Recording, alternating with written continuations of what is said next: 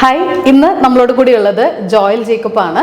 Joel ദുബായിലേക്ക് visa കിട്ടി ഉടനെ ട്രാവൽ ചെയ്യാൻ നിൽക്കുന്ന സ്റ്റുഡൻ്റ് ആണ്. സോ ജോയലിനോട് തന്നെ നമുക്ക് ചോദിച്ച് മനസ്സിലാക്കാം ദുബായ് എന്തുകൊണ്ട് ചൂസ് ചെയ്തു എന്നുള്ളതും അതുപോലെ എങ്ങനെ GB വഴിയുള്ള പ്രോസസ്സ് അതിനെക്കുറിച്ചെല്ലാം നമുക്ക് ജോയലിനോട് തന്നെ ചോദിച്ച് മനസ്സിലാക്കാം. So first of all Joel, congratulations. So ദുബായിലേക്ക് വിസ കിട്ടി ഉടനെ ട്രാവൽ ചെയ്യുവാണ് അല്ലേ? ഓക്കെ. സോ ജോയലിനെ തന്നെ ഒന്ന് ഇൻട്രൊഡ്യൂസ് ചെയ്യാമോ? എൻ്റെ പേര് ജോയൽ. ഞാൻ BBA കഴിഞ്ഞ കാൻഡിഡേറ്റ് ആണ്.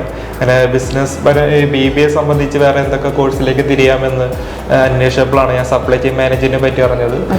എബ്രോഡൊക്കെ വളരെയധികം സ്കോപ്പുള്ള കോഴ്സ് ആയതുകൊണ്ട് തന്നെയാണ് ഞാൻ സപ്ലൈ ചെയിൻ മാനേജ്മെന്റിലേക്ക് തിരിയാൻ തന്നെ ഉറപ്പിച്ചത്. ബട്ട് പല രാജ്യങ്ങളിലും സപ്ലൈ ചെയിൻ മാനേജ്മെന്റ് ഭയങ്കര കോമ്പറ്റീഷൻ ആയതുകൊണ്ടാണ് ഞാൻ ദുബായ് തിരഞ്ഞെടുക്കാനുള്ള മെയിൻ കാരണം അല്ലേ? അപ്പൊ ഏത് കോഴ്സ്, ഏത് യൂണിവേഴ്സിറ്റി, ഏത് ഇൻടേക്കിലേക്കാണ് ജോയൽ ട്രാവൽ ചെയ്യുന്നത്?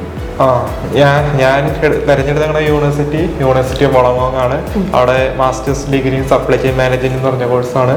എന്റെ ഈ ഏപ്രിൽ ഇൻടേക്കിൽ തന്നെയാണ് ട്രാവൽ ചെയ്യുന്നത് അല്ലേ? ഏപ്രിൽ 2025 ഇൻടേക്കിലേക്കാണ് ട്രാവൽ ചെയ്യുന്നത്. ഓക്കെ. സോ എങ്ങനെയാണ് ജോയൽ GBയെ കുറിച്ച് അറിഞ്ഞത്? അപ്പോൾ അതിന് മുന്നേ വേറെ ഏതെങ്കിലും കൺസൾട്ടൻസികളെ കോൺടാക്ട് ചെയ്തിട്ടുണ്ടായിരുന്നോ? എങ്ങനെയായിരുന്നു എന്നുള്ളതൊന്ന് പറയോ?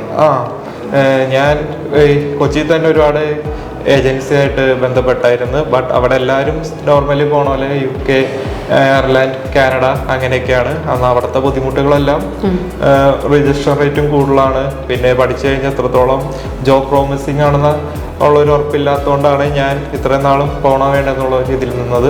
അങ്ങനെ എല്ലാ ഏജൻസിയിലും അന്വേഷിക്കണ പോലെ GBയിലും വന്നപ്പോൾ എനിക്ക് കാര്യങ്ങൾ സ്ട്രൈറ്റ് ഫോർവേഡായിട്ട് എല്ലാം അറിയാൻ പറ്റി.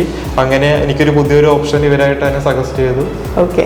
ദുബായിൽ ഇങ്ങനെ യൂണിവേഴ്സിറ്റീസ് ഉണ്ട്, ഇങ്ങനെ അവിടെ കുറച്ചുകൂടി ജോബ് സാധ്യതകൾ കൂടുതലാണ്. പിന്നെ പഠിച്ച് സ്റ്റേ ബാക്ക് എന്നുള്ളൊരു ഇതില്ലാത്തതുകൊണ്ട് തന്നെ നമുക്ക് ഈസി ആയിട്ട് തന്നെ അവിടെ സെറ്റിൽ ചെയ്യാനായിട്ടൊക്കെ സാധിക്കും അല്ലേ? അങ്ങനെ ദുബായ് ഫൈനലൈസ് ചെയ്ത് ഇവിടെ വന്നപ്പോഴാണെങ്കിലും വളരെ പോസിറ്റീവ് ആയിട്ടുള്ള ഫീഡ്ബാക്കും റെസ്പോൺസ് ഒക്കെയാണ് കിട്ടിയത് അല്ലേ?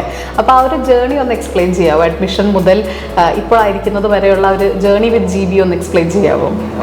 അത് നല്ല എക്സ്പീരിയൻസ് ആയിരുന്നു. കാരണം എല്ലാ പേപ്പർ വർക്കെല്ലാം കറക്റ്റ് ടൈമിൽ തന്നെ ഭയങ്കര ട്രാൻസ്പെറൻ്റ് ആയിട്ട് തന്നെ ഇവർ ചെയ്തു തന്നായിരുന്നു. എന്തെങ്കിലും ഡൗട്ട് ഉണ്ടെങ്കിൽ അപ്പം തന്നെ അവർ അത് ക്ലിയർ ആക്കി. പിന്നെ ഇതിലാവശ്യത്തിന് യൂണിവേഴ്സിറ്റിയിലേക്ക് ഇവർ തന്നെ കോൺടാക്ട് ചെയ്ത് വേണ്ട കാര്യങ്ങളെല്ലാം കറക്റ്റ് ടൈമിൽ തന്നെ ചെയ്യും. അതെ, കൗൺസിലിംഗ് മുതൽ ആപ്ലിക്കേഷനിലും വിസയിലും എല്ലാ സ്റ്റേജസിലും പ്രോപ്പർ ആയിട്ടുള്ള സപ്പോർട്ടും ഒക്കെ കിട്ടിയായിരുന്നു അല്ലേ? ഓക്കെ. ഇപ്പം ടിക്കറ്റിംഗ് ആണെന്നുണ്ടെങ്കിലും വളരെ കമ്പാരിറ്റീവ്ലി കുറഞ്ഞ റേറ്റിൽ നമ്മൾ വഴി തന്നെ മാജി ഹോളിഡേയ്സ് വഴി തന്നെ എടുക്കാനായിട്ടും സാധിച്ചായിരുന്നു അല്ലേ? ഓക്കെ, ഫൈൻ, ആയിക്കോട്ടെ. സോ ഇനി പോകാൻ നിൽക്കുന്നവർക്കും തീർച്ചയായിട്ടും ജോയൽ GB തന്നെ സജസ്റ്റ് ചെയ്യുന്നതായിരിക്കും അല്ലേ? ഓക്കെ. ഇനി ട്രാവൽ ചെയ്യാൻ നിൽക്കുന്ന സ്റ്റുഡൻസിനോട് എന്താണ് ജോയലിന് അഡ്വൈസ് ചെയ്യാനായിട്ടുള്ളത്? മെയിനായിട്ട് നമുക്കൊരു ട്രാവലിംഗ് പ്ലാൻ ഉണ്ടായിരിക്കണം.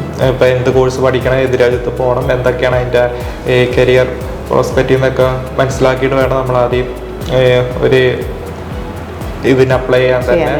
അപ്പോൾ ഏറ്റവും നല്ലതൊരു പ്ലാനിങ്ങും നല്ലൊരു ഏജൻസിയുടെ സപ്പോർട്ടും ഉണ്ടെങ്കിൽ കാര്യങ്ങളെല്ലാം സ്മൂത്തായിട്ട് നമ്മുടെ മൊത്തം ഏജൻസിയുടെ മാത്രമല്ലാണ്ട് നമ്മുടെ ഇവിടെ ഉത്തരവാദിത്തമായിട്ട് ചെയ്യുവാണെന്നുണ്ടെങ്കിൽ വലിയ ഡിലേ ഒന്നും ഇല്ലാതെ അല്ല ഏറ്റവും എളുപ്പമുള്ള ഇൻടേക്കിലേക്ക് തന്നെ ട്രാവൽ ചെയ്യാനായിട്ട് സാധിക്കും അല്ലേ? ഓക്കെ, ശരി.